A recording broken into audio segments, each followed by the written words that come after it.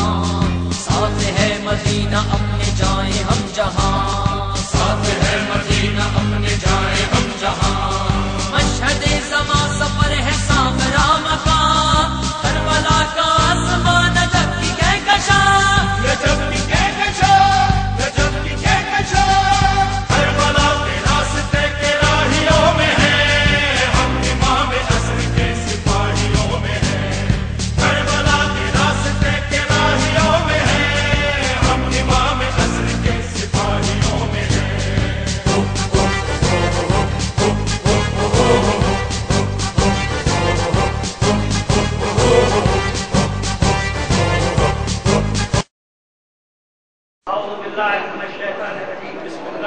تھوڑا سا ادھر ہو جائے اس کے پاس میں، آپ چھوڑو چھوٹے ادھر چلو، ادھر نہ ہو اشرف الانبیاء والمرسلین سیدنا و نبینا ابی القاسم محمد اللہم صلی علی محمد وآل محمد وآلہ الطیبین الطاہرین المعصومین ولعنۃ اللہ علی اعدائهم اجمعین من الان الى قیام یوم الدین، اما بعد فقد قال اللہ تعالی فی کتابہ المبین وهو اصدق القائلین وقوله الحق۔ بسم اللہ الرحمن الرحیم۔ اللہ خلقکم من ضعف ثم جعل من بعد ضعف قوة ثم جعل من بعد قوة ضعفا وشيبة يخلق ما يشاء وهو العليم القدير۔ مل کر تمام جوانان ملت بلند آواز سے صلوات بھیجیے محمد علیہ محمد پر۔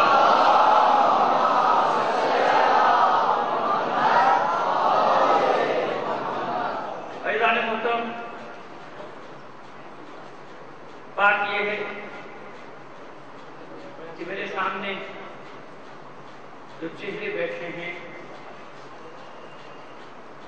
یہ اثاثہ ہے قوم کا، ملت کا، مستقبل کا، اور میں ہمیشہ ایک بات کہتا ہوں کہ جب جس ملت کے بھی نوجوان بچے بیدار ہیں، پوری دنیا مل کر بھی چاہے تو اس ملت کو کوئی نقصان نہیں پہنچا سکتی۔ بات یہ ہے کہ شہادتیں، وقتی نقصان، عزاداروں پر حملے، ان کے گھروں پر حملے، مجالس پر حملے، مساجد پر حملے، بارگاہوں پر حملے، اس کی تاریخ کوئی نئی تاریخ نہیں۔ ہم انہی چیزوں پہ آپ سے تھوڑی دیر گفتگو کریں گے تاکہ تاریخی پس منظر میں آپ کو یہ سمجھ میں آ جائے کہ آپ کا کردار ہے کیا، خاص طور پہ جوانوں کا کردار کیا ہونا چاہیے۔ مگر اس سے پہلے میں وضاحت ضروری سمجھتا ہوں کہ میرے برادر عزیز نے جو تعارف کرایا وہ ان کا حق میزبانی تھا جو انہوں نے ادا کر دیا، ورنہ میں جانتا ہوں کہ میں کیا ہوں، میری حیثیت کچھ بھی نہیں ہے، میں آپ ہی کی صفوں میں سے نکلا ہوا ایک ادنا سا خادم ہوں، انسان کے جو بھی کہہ لیں۔ تو میری گزارش ہے کہ بڑے کمزور نفس کا انسان ہوں، تعارف کرانے میں ذرا سا احتیاط دے دیا کریں، حسن ظفر تو نہیں کافی ہے، اور بہت زیادہ کہنا ہے تو مولانا حسن ظفر کہہ دیا کریں، کوئی میں مولانا کہہ دیا جاتا ہے۔ بات جس آیت کی میں نے تلاوت کا شرف حاصل کیا تو وہ 4 منٹ میرا ساتھ دیجیے گا، اس کے بعد انشاءاللہ ہم اس منزل کی طرف آ جائیں گے کہ آپ کا کردار کیا ہونا چاہیے، یا یوں کہوں کہ آپ کی پیدائش کا مقصد کیا ہے، آپ کی فطرت کا مقصد کیا ہے۔ اور یہ وہ آدمی آپ سے بات کر رہا ہے کہ جو اچانک نہیں آ گیا، کسی حادثاتی طور پہ اس میدان میں نہیں آ گیا، بلکہ شاید آپ ہی کی عمر سے 14-15 سال کی عمر سے تمام اتار چڑھاؤ، جتنے بھی اتار چڑھاؤ ملت پر آئے ہیں ان سب کو دیکھ بھی رہے، عملی میدان میں بھی ہیں، بہت ساری باتیں۔ تخلیق کا جو عمل ہے وہ یہ بتایا پروردگار عالم کا وہ اللہ ہے کہ جس نے تم کو خلق کیا ضعیفی کے ساتھ، یعنی جب پیدا ہوتا ہے تو انسان انسان ضعیف ہے نا، گوشت کا لوتھڑا ہے. واللہ خلقکم من ضعف، ضعیف چیز سے تمہیں پیدا کیا. ثم جعل من بعد ضعف قوة، پھر تخلیق کے عمل کو آگے بڑھایا، پھر اس ضعیفی سے تمہیں جوانی کی قوت دی. ضعیفی کے بعد تمہیں جوانی کی طاقت دی. ثم جعل من بعد قوة ضعفا، پھر جوانی کی قوت کے بعد بڑھاپے کی طرف پلٹا دیا. یہ وہ تخلیقی عمل ہے کہ جس میں بچپن گزر جائے تو واپس نہیں آتا، جوانی گزر جائے تو واپس نہیں آتی، اور بڑھاپا تو پھر آخری سرحد تک پہنچا کے، آخری حدوں تک پہنچا کے آتا. ایسے ہی ہے نا.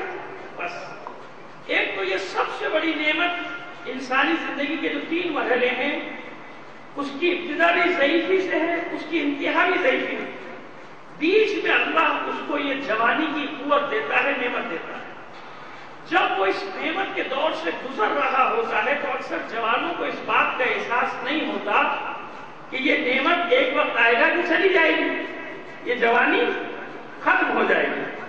جوانی کا جوش، اس کی مثال اور یوں دے دیں کہ جب انسان بچپن سے جوانی کی طرف جاتا ہے تو اس کو اس صورتحال کو کہا جاتا ہے تہاجمی کہتے ہیں، ہجومی کہتے ہیں. یعنی وہ اپنی طاقت کے نشے میں اتنا سرشار ہوتا ہے کہ کسی کو خاطر میں نہیں لاتا. اپنی جوانی ہے نا، جوانی کی طاقت میں ہر چیز کو، کسی کو خاطر میں نہیں لاتا، اور کسی خطرات میں اپنے آپ کو ڈالتے ہوئے بھی نہیں ڈرتا، کسی خطرے سے بھی نہیں ڈرتا. یہ بچپن سے نوجوانی اور جوانی تک کا جو وقفہ ہے، جوان عمر تک، یہ ہے ہر ایک سے ٹکرا جاتا ہے اور پھر ریئیکٹ کرتا ہے. یہ جوان کوئی بھی مسئلہ ہو سب سے پہلے جو طبقہ ریئیکشن کرتا ہے، رد عمل کا اظہار کرتا ہے کسی کے واقعے میں، وہ کون ہے؟ جوان. اب یہ رد عمل 2 طرح سے ہوتا ہے، یا مثبت ہوگا یا منفی ہوگا. اگر تربیت ہو رہی ہے اس کی تو رد عمل ہوگا، اور زبردست رد عمل ہوگا اور مثبت ہوگا. کیا مطلب مثبت ہوگا؟ اس کا یہ رد عمل نتیجہ دے گا، بہترین نتائج دے گا. اگر تربیت نہ ہوئی تو رد عمل کیسا ہوگا؟ منفی ہوگا. جب رد عمل منفی ہوگا تو بجائے فائدے کے قوم کو کیا ہو جائے گا؟ نقصان. جس کے لیے ہم ایک اصطلاح استعمال کرتے کہ نادان دوست. اب دیکھیے میں یوں سمجھاؤں آپ کو کہ ہمارے یہاں تو کراچی میں اور دوسرے شہروں میں اس بات کے بہت شاہد ہیں کہ جب کوئی سانحہ ہو جاتا ہے تو لوگ قابو میں نہیں آتے. مطلب یہ کہ ہر آدمی یہ چاہتا ہے کہ جو میں کہہ رہا ہوں وہ ہونا چاہیے، جو میں کہہ رہا ہوں وہ صحیح ہے. ہر آدمی اپنی اپنی بولی بول رہا ہوتا ہے، جوان اس میں آگے آگے. اس وقت اتنے جوش میں ہوتے ہیں کہ انہیں یہ احساس نہیں ہوتا کہ کبھی کبھی ایک آدمی کی غلطی پوری قوم کو نقصان پہنچا سکتی. لہذا اس جوانی کے جوش کو مہار دینے کے لیے ہمیں کیا کرنا پڑے گا؟ ابھی جن کا ہم نام لے رہے، جن کا ذکر کرتے ہیں، جن کے صدقے میں یہ ہماری محفلیں، مجلسیں، ہماری تربیتی نشستیں سب ہوتی ہیں نا، یعنی سب کچھ جو کچھ بھی ہم کرتے ہیں وہ اہل بیت کے نام پر کرتے ہیں، ہے نا ایسا؟ ہماری مجلس، ہماری محافل، ہماری عبادات، ہماری یہ تربیتی نشستیں، یہ سب اہل بیت کے چاہنے والے ہیں نا، یہ سب پروانے ہیں شب میں اہل بیت کے، یہ سب جمع ہوتے ہیں. تو اب ہمیں یہ لینا کہاں سے پڑے گا کہ بھئی جوانی کو کیسے گزارا جائے؟ سورج ہے نا، اس کی ایک سیر سعودی ہے، آتا ہے عروج، اور عروج کے بعد پھر اس کا زوال، کہتے ہیں نا زوال لگ گیا، زوال شروع ہو گیا. بس جوانی پر بھی ایک وقت ایسا آتا ہے کہ جوانی زوال کی طرف جاتی ہے، کہ عروج پہ پہنچتی ہے، عروج کے بعد زوال. جب یہ زوال کی طرف جاتا ہے تو اب سوچتا ہے کہ میں نے جوانی میں کیا کیا کیا. پھر اس کو اپنی غلطیوں کا احساس ہونا شروع ہوتا ہے کہ یہ غلط تھا، یہ غلط تھا، جوش میں میں نے یہ کام غلط کیا، جذبات میں میں نے یہ کام غلط کیا، اس غلطی کی وجہ سے یہ نقصان ہوا، اس غلطی کی وجہ سے یہاں پہ شرمندگی ہوئی، گھر والوں کو، یہاں قوم کو، یہاں اس کو، ہے نا ایسا. لیکن اگر اسی جوان کو اسی جوانی میں یہ بتا دیا جائے کہ جوش، جذبہ، دلیری، بہادری میراث ہے، لیکن شجاعت کا معنی کیا ہے؟ دلیری کا مفہوم کیا ہے؟ دلیری کا مفہوم جہاں اپنا بس چل جائے وہاں اپنی طاقت کا مظاہرہ کرنا ہے یا نہیں؟ جہاں اختیار ہو مگر مصلحت دین کی خاطر، مذہب کی خاطر، اہل بیت کے حکم کی خاطر اپنے جوش اور جذبے کو دبا جائے. کی مرتبہ صلی اللہ علیہ وآلہ وسلم کے وصال کے بعد مولا کائنات تو بوڑھے ہو گئے، بوڑھے تو نہیں تھے.